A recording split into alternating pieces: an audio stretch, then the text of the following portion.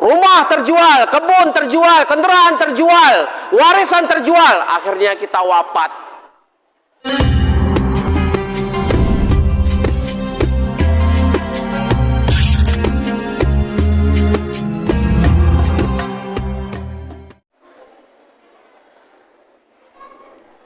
Bismillahirrahmanirrahim. Assalamualaikum warahmatullahi wabarakatuh.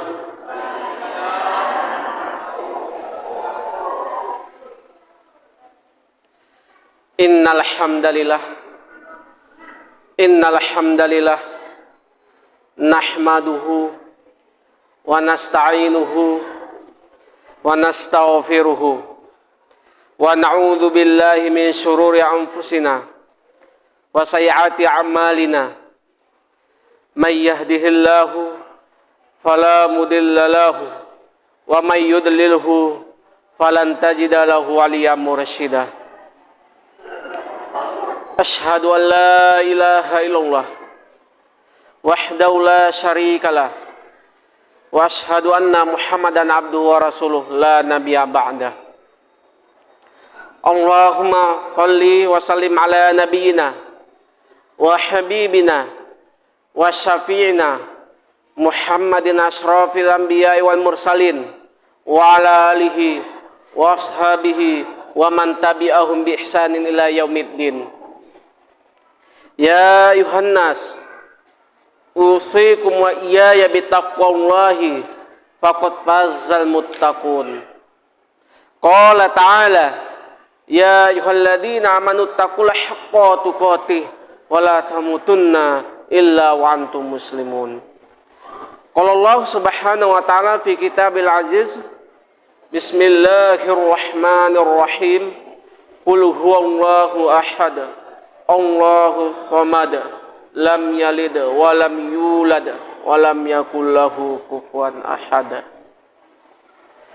Pertama-tama yang paling utama, marilah kita panjatkan puji dan syukur yang mana Allah telah memberikan kesehatan dan kelapangan sehingga kita dapat berkumpul di masjid kita ini. Kemudian sholawat beserta salam tidak lupa pula kita sanjungkan, yaitu kepada Nabi kita, Nabi besar Muhammad sallallahu alaihi wasallam. Rasulullah telah memperjuangkan agama kita dari zaman dahulu hingga zaman sekarang, dari zaman jahiliyah menuju zaman Islamiyah yang kita rasakan pada saat sekarang ini. Ma'asyiral muslimin rahimakumullah, yang saya hormati bapak-bapak, ibu-ibu jemaah tarawih yang dirahmati oleh Allah, yang saya sayangi adik-adik jemaah tarawih yang dirahmati oleh Allah. Gimana kabar ibu-ibu, bapak-bapak? Ini udah di penghujung nih ya. Banyak pikiran ibu-ibu. Ini masuk udah babak keberapa nih bu kita? Ya, biasanya kalau di tempat saya tuh kalau sholat tuh penuh tuh hari pertama, kedua, ketiga tuh penuh. Kalau di sini saya kurang tahu lah. Mungkin karena masjidnya besar, jadi jemaahnya sedikit. Kalau kecil masjid mungkin penuh juga di sini. Biasanya hari terakhir itu hari pertama, kedua itu dimanapun penuh. Kalau di sini saya kurang tahu. Nampaknya kadang istiqomah sampai hari terakhir. Ya bu, ya. Kaum ibu, alhamdulillah masih banyak ya. Ma'asyiral muslimin rahimakumullah. Adapun tema ini malam yang berbahagia yang ditetapkan oleh MDI Kota Pekanbaru, yaitu makanan halal dan haram dalam Islam. Nah, itu adik-adik ya, catat. Makanan halal dan haram dalam Islam. Itu judul temanya.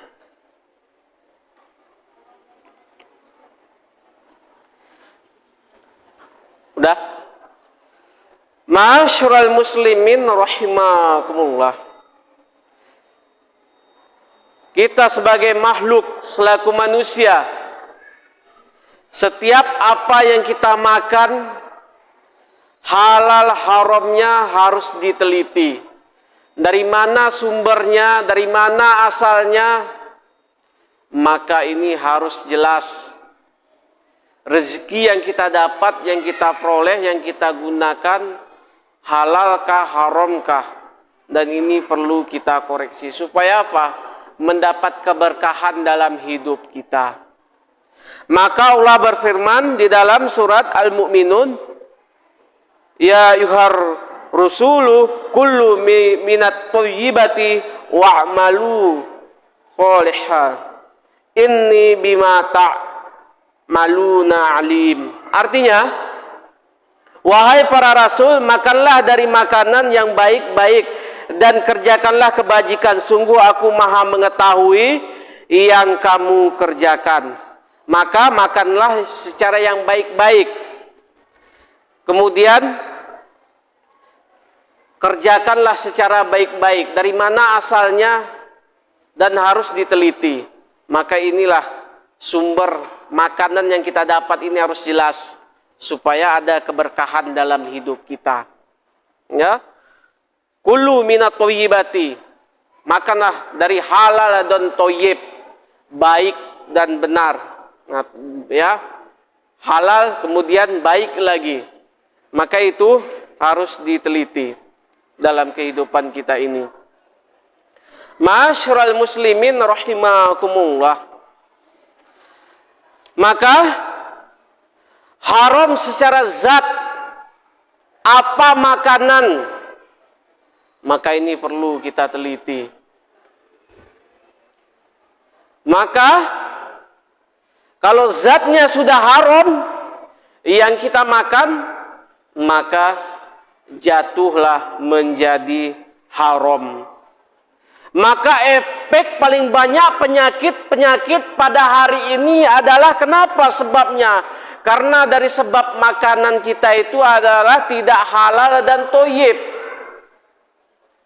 Secara zat mungkin sudah halal, tapi belum thayyib. Apa sebabnya? Karena kebersihan makanan kita, karena kesucian makanan kita, karena asal-usul makanan kita, dari mana sumbernya, dan kejelasan rezeki yang kita dapat, yang kita peroleh. Ma'asyiral muslimin rahimakumullah. Kenapa pada saat sekarang ini timbul bermacam penyakit pada diri kita? Segala macam penyakit, Bu. Dari zaman ke zaman ini makin banyak penyakit. Makin canggih ilmu kedokteran, makin parah penyakit pada saat sekarang ini. Pernahkah kita merasakan berobat sana tidak sembuh, ke rumah sakit sana tidak sembuh? Penyakit, segala macam penyakit. Rujuk ke sana tidak sembuh. Karena bisa jadi keberkahan dalam makanan. Halalkah, haramkah? Bisa jadi yang halal pun bisa jatuh haram. Apa sebabnya? Karena yang dimakan itu adalah hasil-hasil riba. Hasil-hasil yang tidak jelas, subhat. Unsurnya tidak jelas, sumbernya tidak jelas, maka dia jatuhlah menjadi ya makan makanan yang horor, yang hasil tipuan. Rezeki kita hasil tipuan, maka menjadi unsurnya menjadi tidak jelas sumbernya. Ma'asyiral muslimin rahimakumullah. Berapa banyak macam penyakit pada hari ini? Kanker, tumor, diabetes, stroke, segala macamnya lainnya. Maka, karena apa? Karena sumber makanan itu mungkin kurang halal dan thayyib. Ya. Maka, kalau haram secara zat, maka ini yang tidak boleh. Ini sudah mutlak haram. Ya. Di dalam Al-Quran itu sudah jelas haram, yaitu anjing, babi, darah, bangkai. Ini tidak boleh. Namun pada hari ini masih banyak orang memakan-makan darah, dibekukan di freezer, orang-orang awam. Maka ini tidak boleh dalam Islam. Ya, haram hukumnya. Apalagi ya, hewan-hewan yang halal seperti ayam kena tabrak tidak boleh, dia harus disembelih. Maka ini supaya mendapatkan keberkahan. Yang terakhir, paling banyak makanan yang tidak jelas yang kita makan pada hari ini, yaitu hasil-hasil dari korupsi. Maka ini yang paling, makanan itu bisa jadi halal, maka jatuhlah menjadi yang tidak jelas asalnya. Tidak jelas yang kita makan hasilnya, yaitu hasil suap menyuap, hasil rampasan, hasil sengketa, hasil mafia-mafia, merebut hak-hak orang lain. Hakmu, hakku, hakku, hakmu, halal, haram, mantap. Maka inilah jatuhlah menjadi haram. Ya Bu, nah, hati-hati nih. Ya, teliti. Suami kita dari mana sumber rezeki yang diperoleh, yang didapatkan, harus ditanya Bu. Maka ini bisa jadi timbul horor, tipuan. Maka rezeki yang kita dapat tidak jelas menjadi subhat. Kenapa selama hidup kita ini tidak diijabah oleh Allah doa kita, tidak berkah rezeki kita? Maka pada dahulunya, yaitu sahabat Nabi Sa'ad bin Waqqas menghadap pada Rasulullah, "Ya Rasulullah, kenapa selama saya hidup ini tidak pernah diijabah doa saya? Tidak pernah dikabulkan doa saya. Apa sebabnya Rasulullah, kesalahan-kesalahan saya?" "Apakah kamu pernah memakan rezeki yang tidak jelas, kemudian tidak halal?" "Pernah ya Rasulullah." "Itulah sebabnya kamu harus meninggalkan rezeki-rezeki yang tidak jelas. Harus jelas asal-usulnya." Dijelaskan di dalam hadis riwayat Tabrani. Maka ini, pernahkah kita mengalami rezeki yang begitu kita dapat, begitu lesapnya, begitu hilangnya, begitu hangusnya? Pernah? Maka ini keberkahan rezeki yang tidak jelas yang kita dapat. Maka timbullah bermacam penyakit pada diri kita.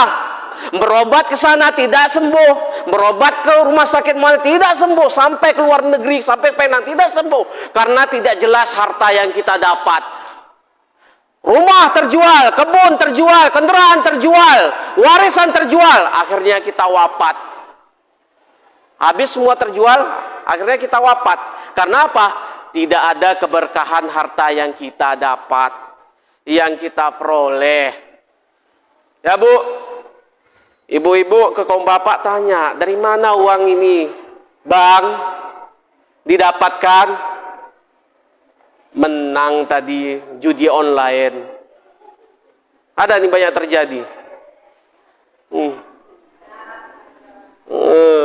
Ini yang paling marak pada hari ini nih, judi online. Apa enggak bebal anak kita otaknya? Itu yang dibuat untuk belanja pendidikannya. Kenapa anak kita ini bandel, mada, pelajaran tidak mau nangkap, tidak mau masuk. A kata gurunya B, B kata gurunya A. Karena sebabnya apa?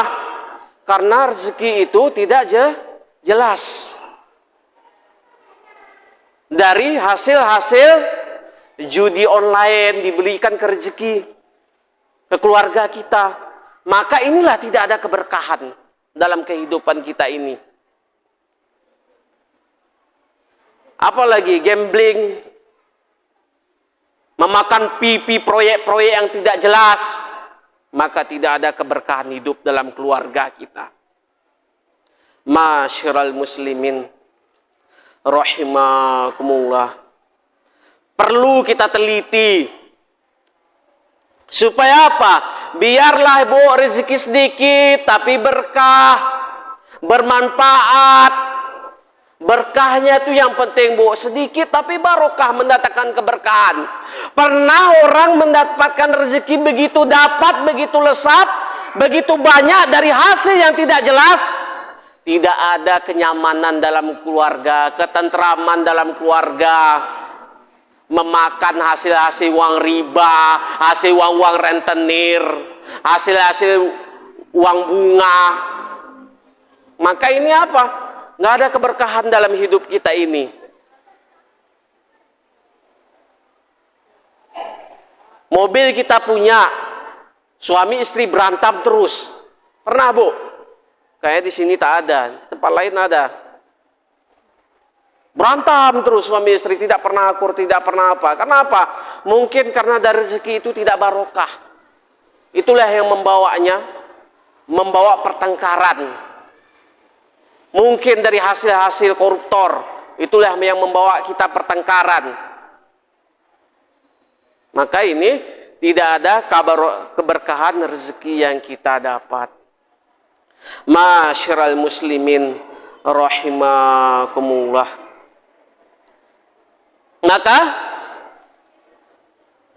apabila rezeki yang kita dapat tidak halal, maka jatuh haram.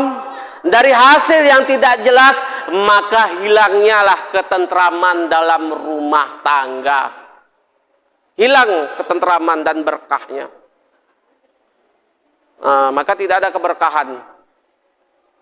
Maka perlu kita telisi dari hasil rezeki-rezeki kita dari halalkah dan toyib, untuk memberkahkan kita, rezeki kita dari dunia menuju akhirat. Karena di yaumil hisab nanti semua akan dipertanyakan oleh Allah, dari mana sumber rezeki yang kau dapat, kemanakah engkau gunakan, kemanakah engkau fungsikan. Makanya orang-orang kaya itu lama prosesnya masuk surga. Bukan kita tidak boleh kaya, semua kita bisa kaya, pingin kaya, tetapi bisa karena kekayaan kita yang masuk surga, dan bisa karena kekayaan kita masuk neraka. Lebih cepat prosesnya orang miskin, fuqara wal masakin masuk surga kalau dia memiliki amal ibadah, Bu, dibanding orang kaya. Karena akan dipertanyakan, tanah yang kau dapat dari mana, rumah yang kau dapat dari mana, jabatanmu, kekuasaanmu, kedudukanmu dari mana. Apakah dari hasil sogokan, hasil suap, akan dipertanyakan semua. Pejabat-pejabat semua akan ditanya, dipertanggungjawabkan kelakuan-kelakuannya di dunia ini. Makanya lebih proses fuqara wal masakin, kalau dia memiliki amal ibadah, masuk ke dalam surga, mendapatkan rezeki yang jelas, halal dan barokah. Ma'asyiral muslimin rahimakumullah. Adapun intisari dari ceramah agama ini adalah, marilah kita bermuhasabah dari mana rezeki yang kita dapat, jagalah keberkahannya, kemudian jangan timbul dari hasil-hasil horor, tipuan, subhat, riba, korupsi, suap menyuap, sengketa, dan lain sebagainya. Akhirul kalam, wassalamualaikum warahmatullahi wabarakatuh.